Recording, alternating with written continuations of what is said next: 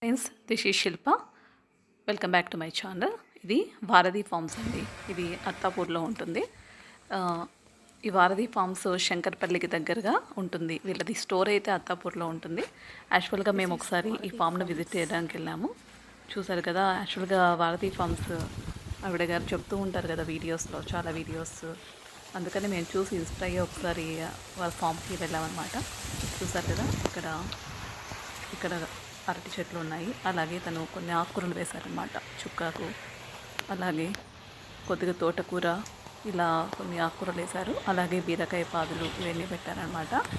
Form అయితే రీసెంట్గా చాలా వెజిటబుల్స్ వేశారు, కానీ అవన్నీ అయిపోయిన తర్వాత మళ్ళీ కొత్త పంటను వేశారనమాట. యాక్చువల్గా ప్రజెంట్ అయితే బ్రింజల్ ఉండింది. మేము వెళ్ళినప్పుడు నేను బ్రింజల్ అయితే తీసుకున్నాను, కానీ టేస్ట్ అయితే చాలా బాగుందండి.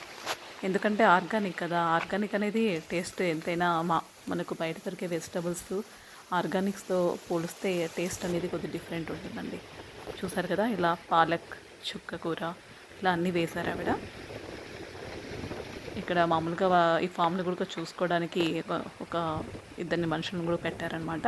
వాళ్ళు ఈ ఫామ్ని అంతా మెయింటైన్ చేస్తారు. మేడం గారు తను కూడా ఒకసారి విజిట్ చేయడం జరుగుతుంది ఈ ఫామ్ని. ఇలా అన్నీ వేశారు. చూడండి ఒకసారి ఫామ్. యాక్చువల్గా దీన్ని రైస్ కూడా పండిస్తున్నారండి. రైస్ మామూలుగా ముడి బియ్యం అంటాం కదా, ఆ ముడి బియ్యంను కూడా వేశారు. తను ముడి బియ్యం కూడా పండిస్తున్నారు.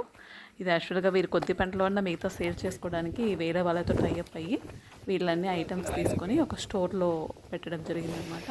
ఆ స్టోర్ డీటెయిల్స్ కూడా మీకు నేను నెక్స్ట్ వీడియోలో షేర్ చేస్తానన్నమాట.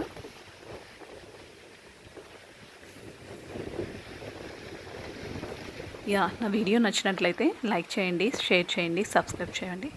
ఓకేనా? చూడండి ఈ ఫామ్ ఎంత బాగుందో. చూడడానికి చాలా ప్లజెంట్గా ఉంది, కానీ ఇవి చాలా వరకు మొత్తం తీసేశారనమాట ఫామ్ అంతా. మళ్ళీ ఇప్పుడు కొత్తదిగా ఏదైనా నాటేస్తున్నారు. ఇలా నేను బ్రింజల్స్ తీసుకున్నాను. అలాగే ఆర్గానిక్ పసుపు ఇవన్నీ ఉంటాయి, కారం అని చేసినవి అవన్నీ ఉంటాయి అన్నమాట. ఓకేనా? ఈ వీడియో నచ్చినట్లయితే లైక్ చేయండి, షేర్ చేయండి, సబ్స్క్రైబ్ చేయండి.